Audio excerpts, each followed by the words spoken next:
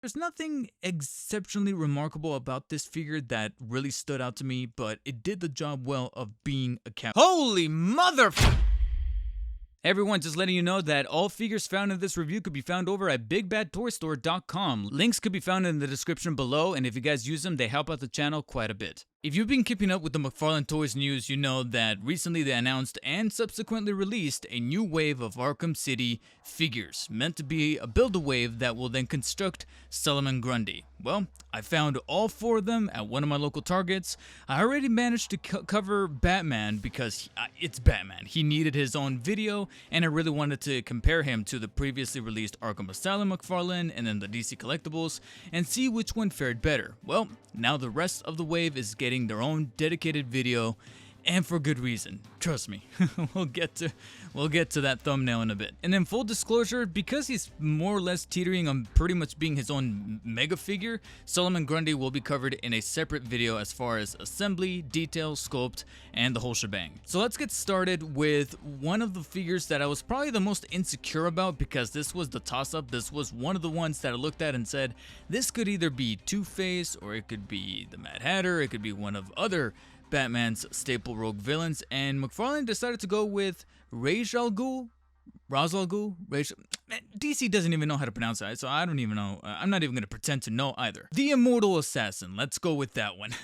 He's pretty much interpreted here in the 7-inch scale, and like I said, this is the one that I looked at and said, well, this could be kind of a toss-up. He could either be pretty much just a mech figure, or he could end up becoming one of my favorites. As I pulled him out of the package and handled him, I thought to myself, yeah, he's feeling a little bit on the light side as far as quality and detail, but the paint sculpts are definitely still there. He's got a somewhat Arkham look to him as far as the actual design and aesthetic. It kind of looks like he's lifted directly from the game, except my only little issue, not to be that guy, but is it just me, or does he have a bit more of an ivory complexion than he really had in the game? I don't know if maybe it's because of lighting or the environment that he was in while I played Arkham City all those years ago, but I simply just don't remember him being this pasty. That aside, I think where Ra's al Ghul really shines as far as this DC multiverse figure are the little details. The graying his hair, the sculpting of the hair itself, and then we get to his suit, his assassin suit from the League of Shadows, beautifully decorated with gold and a little bit of that muted green and brown all throughout. It actually looks legitimately nice and true to character. And then of course we cannot overlook those really well painted tattoos. I mean, they did the extra mile making sure that those things were not splotched or messed up in any kind of way. They look really clean and nice on the biceps and shoulders there. As we get to the gauntlets and the boots, they're pretty much standard issue and sculpted fairly well. But right there in the middle of his legs, you'll notice that he's probably got one of the most unusual kneecaps I've seen on a figure in quite some time. And I get what they were trying to do. They were trying to sculpt out the slightly baggy pants that he's got going on in the game. It's just that here, it didn't really translate well when they're rather stiff. I feel like the rubberized kind of texture they got going on for the mid-torso armor piece, they probably should have just used that for the pants if that's the ideal look that they were going for. But maybe they were trying to avoid that intentionally, because upon feeling the figure, I noticed that when squishing his middle tummy here, where the armor resides, he's feeling rather hollow, almost as if his entire abdomen is actually quite missing from the figure itself. And this wouldn't be necessarily the first McFarlane to do so. Even though I don't own the figure or let alone manage to review it, I know that the Hush figure that's kind of circulating around there from the Batman Hush comic book line from McFarlane Toys also suffers from the same problem of having pretty much a hollowed out torso that sure favors the joint, but you know, it just feels kind of awkward in hand and looks even worse in person should you remove that middle piece. It kind of starts to feel like maybe Ra's al Ghul suffers from the same fate. Now, thankfully, like I said, that hollowed out piece does lend to a little bit of articulation within the mid-torso joint, and it does allow some freedom of flexibility from the back towards the front and even from side to side. He's got a decent crunch, but I don't know if it's the joint itself or maybe the elasticity of the armor piece, but he just kind of resorts back to where he really was in the standard upright position. So kind of counteracts itself there, but at least it does have a decent amount of waist articulation. Since we're talking about mobility and the joints, we'll go ahead and tackle the rest, which are pretty fair game for the rest of the McFarlane line. You got a head joint that rotates 360, tilts up and down slightly, not as much as I would have liked, but also from side to side. The shoulders are able to rotate upwards and downwards, but of course the shoulder pieces of the armor are going to pretty much limit that by default, but at least the bicep swivels are still smooth. You got two joints at the elbows that both fully bend, as well as the awesome brand new wrist joints that they're utilizing in most recent McFarlanes are carried on over here. Top leg joints are able to move the leg forward and back, and then of course proper extension to the sides are allowed. Though, despite the flat and awkward looking look of the knees themselves, they are able to fully bend all the way upwards thanks to the two joints. And then, of course, the ankle joints that I really love that they're utilizing most recently are carried on over here that allows the ankle to fully rotate as well as pivot downwards and upwards. And then, of course, there's always the toesies there that smoothly are able to move upwards like that. Raish also comes with his signature League of Assassins sword, which is beautifully sculpted and painted with the chrome design of the silver and the gold. The hilt is probably my favorite part because it has an awful lot of cool details that harkens back to his heritage, as well as the little writing there in the middle. I don't want to, misconstrue that. I just know that it looks cool and true to character, being etched right there in the middle of the sword, and he looks good in hand with it. So even though I have my reservations about that hollowed out mid-torso part, and then some of the color choices, especially utilized on his skin, could be a little bit questionable, it's all the little details that really made Ra's al Ghul here not only a pleasant surprise, but probably the one out of the three that I look at it and go, yeah, when you think of a McFarlane 7-inch figure, especially adopted from a video game, this is pretty much what kind of comes to mind. But at least they were able to hit the right points in all the right places, and because of that, I'll give Ra's al Ghul a cool 7 out of 10. So now we have to get less traditional with your typical McFarlane in the form of the Penguin, which is arguably true to scale because he's definitely not 7 inches. He's going to be coming in at a cool 5.5 inches, which again makes true to the character. He's meant to be a shorter villain out of the Rogues Gallery for Batman, but nevertheless, he is actually withholding a presence here even in McFarlane Toys form because the sculpting is really, really cool. It really does feel like they pretty much 3D printed the actual design that Rocksteady sent on over to McFarlane Toys to bring forth Nolan North's take on the character. You see the grimace on his face, the sculpting, the teeth, even the bottle end monocle, quote unquote, that was kind of engraved into his face right there. You can see a little bit of blood seeping over from the eye socket, and those are little details that I think are pretty awesome that make some of these figures stand out. And furthermore, as I opened this guy out of the box, I noticed a little detail that at first I thought was a paint mishap or a texture issue or some kind of quality control problem. And then I looked further and I noticed, no, this is looking kind of intentional. If you look a little carefully along the baseline of his neck, there's a little something there, but it's actually etched into the plastic as well as painted with a chrome paint. And upon looking up concept photos and even in-game character model pictures of Penguin from Arkham City, turns out the guy has a voice box that apparently was inflicted by a cut to the neck from Victor Zsasz. So I thought that was really cool that not only Rocksteady put that detail into the character, but then subsequently McFarlane carried that detail back into the figure format for this version of the DC Multiverse 7-inch figure. And I think that's pretty cool. Not many figures or not many companies really do that. However, everything just kind of comes to a complete stop when realizing that taking him out of the package, you guessed it, Penguin is more or less a statuette rather than an actual action figure. Because what you see is ultimately what you get. You get awesome detail in the coat, paint, sculpting, especially with the little details of the fur, the collar, the back parts where you can kind of see a little bit of that pattern of the fur of the coat kind of change from the top part of his back towards the bottom portion that's supposed to be flapping, kind of like the traditional penguin style suit kind of look. And the pockets and everything are really well detailed. But articulation is pretty much null and void, not only because of his stature, but also the way that overall coat is pretty much just encroaching the figure onto itself. The only real points of articulation that you can kind of move about freely and adaptively are going to be the arms, which are able to rotate 360 degrees vertically, as well as extend towards the side. Some slight movement from the butterfly joints inside that I could really find. And then you do get some bicep swivels, although they're albeit incredibly tight on my version of the figure. But at least you do get two joints at the elbows that are able to fully bend. And then we get to another crux that lends again to the impression that this figure is more so like a little statuette or a little minifig as opposed to actually being a fully realized 7-incher. Because when we get to the wrists and the ankles, Penguin is built similarly to other McFarlanes that are designed around a character that's wearing a suit. And I noticed a pattern with McFarlane where whenever they design characters wearing a suit, they often get limited by that suit. And the same thing kind of carries over here with Penguin. The wrists are able to rotate 360, but they're not really able to inch inwards or outwards because of the way that those cuffs are pretty much limiting that mobility.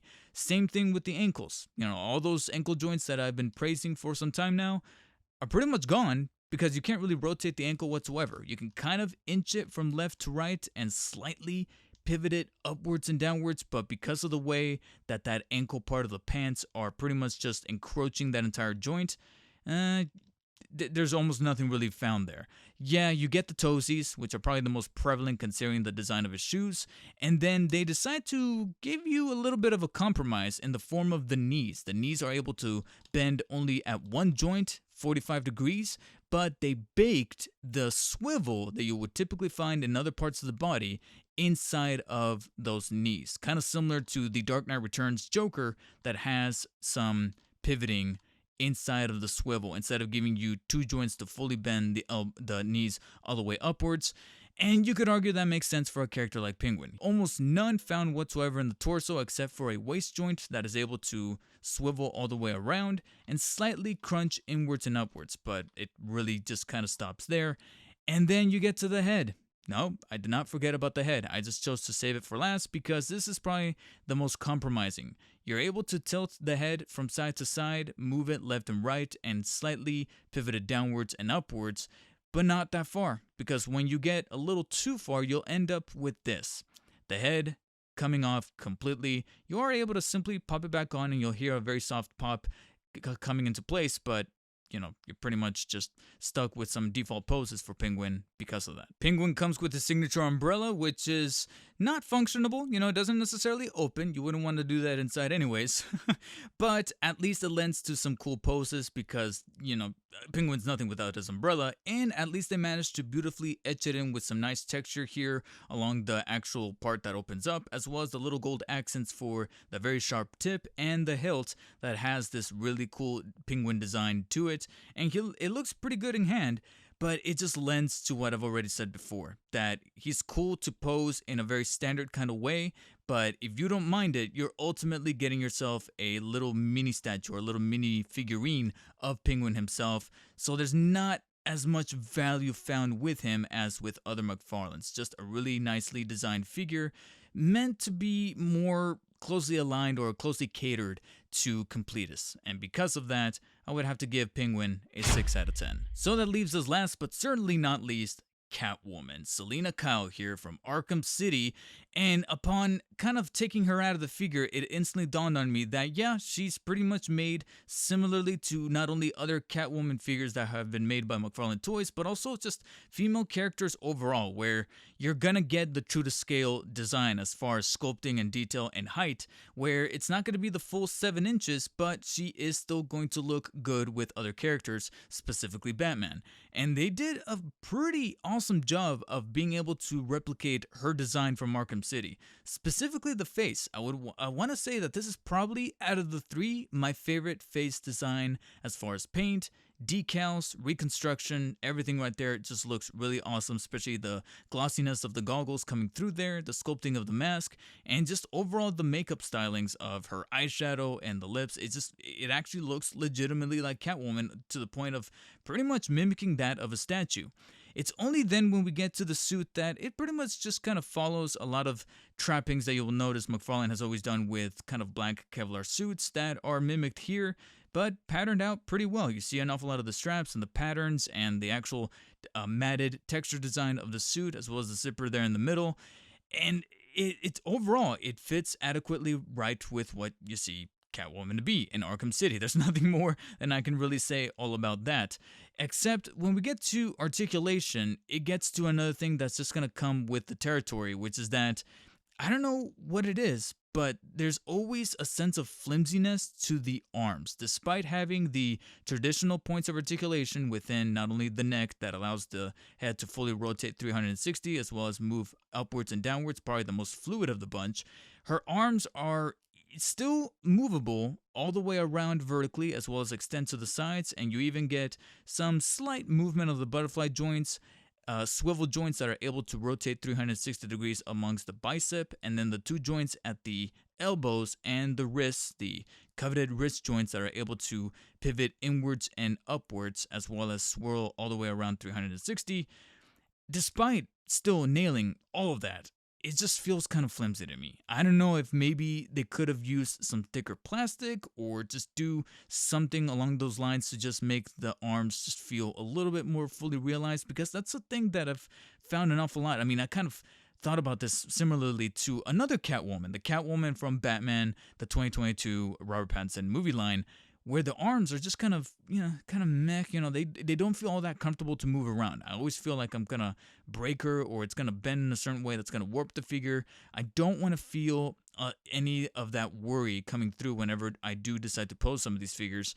And as a collector, that's a bit of a concern. Thankfully, that concern is kind of dissipated for the remainder of the articulation. You get two joints at the torso, one in the middle of the torso that allows to fully rotate all the way around, as well as crunch very well inwards and upwards. And then you get even an additional joint at the waist that is able to swivel all the way around, as well as crunch inwards and upwards. So there's an awful lot of flexibility there in the middle of the torso, which you've come to expect for Catwoman. I mean, Catwoman has to have that.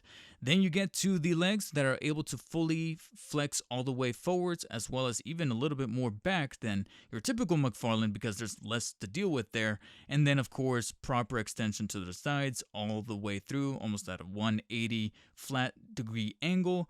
Then two joints at the knees that are able to fully bend all the way upwards. And then we get to the ankles. The ankles are not only using that joint that I absolutely adore, but this is probably the one that's taken the most advantage out of it. Because despite being sculpted with very traumatizing looking heels, I mean, look at those things. Jesus, I cannot, my feet hurt just looking at them. She is able to fully bend all the way back and all the way upwards via the ankle joints in a way that I don't think I've seen any other McFarlane be able to do so. Likewise, she pretty much has rotation at 2 points of the ankle, at the top and at the bottom, so you're able to fully bend in a variety of ways that makes Catwoman possible to extend in almost any other kind of direction as far as the ankles are concerned. So then that left me a little puzzled to see that she's got the smallest toesies. Look at those things. I mean, you could kind of blame a little bit on the heel design, but why even bother? To be honest, no Catwoman is complete without her whip, and it's fully extended. There's a part of me that kind of wishes they would have thrown in an extra version of the whip that was completely coiled so that she can maybe hold in hand in a very relaxed pose, because by default, this thing is already unwound, and it's kind of like in an action state. So because of that, you kind of have to pose her in an action state if you were to fit it in hand, which fits rather comfortably in her only holding hand. And the actual design of the whip is pretty standard. You got your traditional braiding as well as the rubberized textured grip here. Nothing that really stands out as far as remarkable, but it gets the job done of giving her some cool poses and making her look exactly like Catwoman. But that's just it. It kind of transcends over to the figure itself, where aside from the face, there's nothing exceptionally remarkable about this figure that really stood out to me, but it did the job well of being a cat. Holy mother! No, now! Catwoman is definitely the best of the three, and it's obviously one of the best figures that McFarlane Toys has ever created. She's obviously a 9 out of 10. There's no competition, no ifs or buts about it. butts. I highly recommend her, and if you guys want to get her or any of the Arkham City figures shown in this video, then head on over to Big Bad Toy Store. Links are going to be found in the description to help out the channel. As usual, if you guys enjoyed the video, then please let me know by hitting the thumbs up button down below. If not, hit the thumbs down button, and if you guys want to show even more support, be sure to hit the subscribe button to tune in to more Spidey and Batman content coming later down the line. And as always, I want to thank you guys for watching, and stay humble. I'll see you on the next one.